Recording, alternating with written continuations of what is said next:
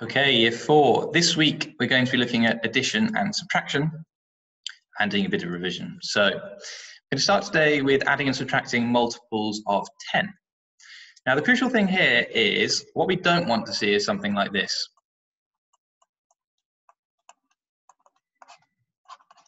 No, we want to be thinking about our knowledge of place value and thinking about the mental strategies that we can use to do these sorts of calculations.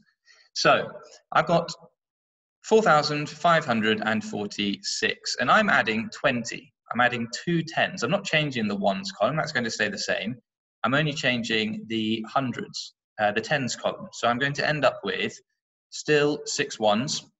4 add 2 is 6, so I've now got 6 tens, and then my hundreds and my thousands are staying the same. So I end up with 4,566.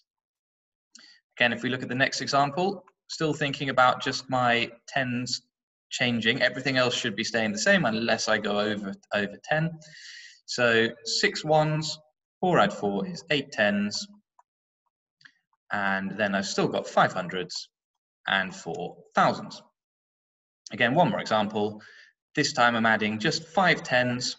I know 5 add 4 is 9 tens, so I'm going to end up with 4,596. All the other digits staying exactly the same. So your turn, really do not do this. No written methods. I'm going to be thinking about place value and using your number bonds to help you add. So pause the video, come back when you're ready for the answers. Okay, so we've added 2 more tens. I've got 2 tens, so now I'm going to have 4 tens, 5,341. Again, adding 2 tens, so this time 3 tens, 5,351.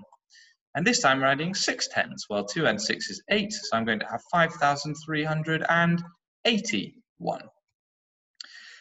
The question is, though, what happens if you end up going over a group of 10?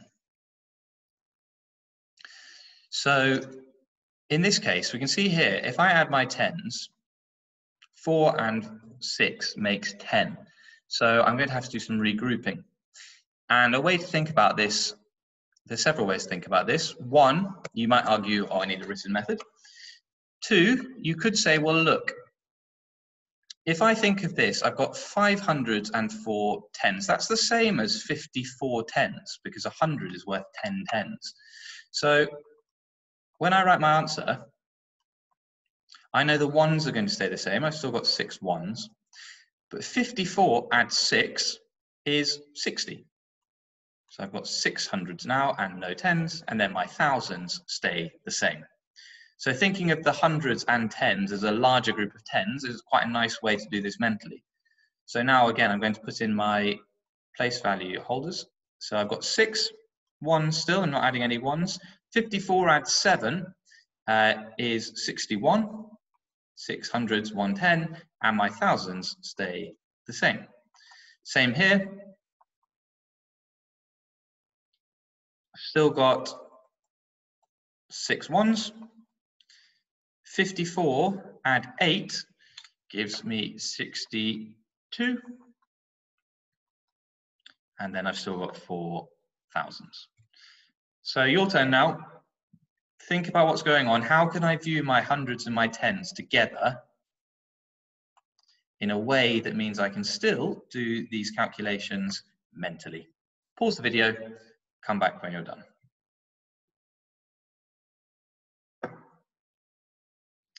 Okay, here we go. So,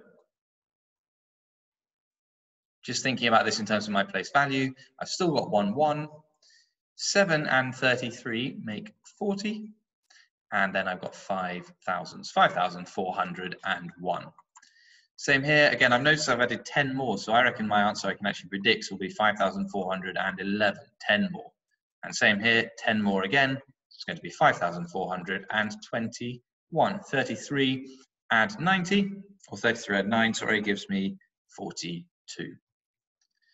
Very similar principle for subtraction. So you'll see some questions around subtraction as well, but very similar principle. You're just looking at the place value columns, making sure that you subtract using place value rather than just constantly relying on written methods. So have a go now at the independent task, see how you get on.